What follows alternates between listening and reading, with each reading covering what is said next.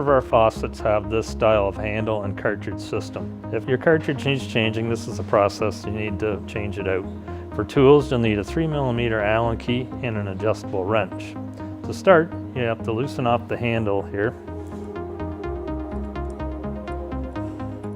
And it'll expose the Allen screw, which you'll use the wrench to loosen off. And then it'll expose the trim ring, which unscrews here.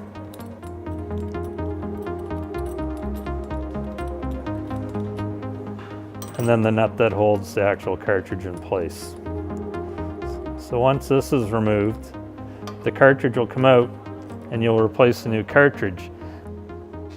And when you're going to put it back in, make sure that these fit into the holes in the bottom of the hole here.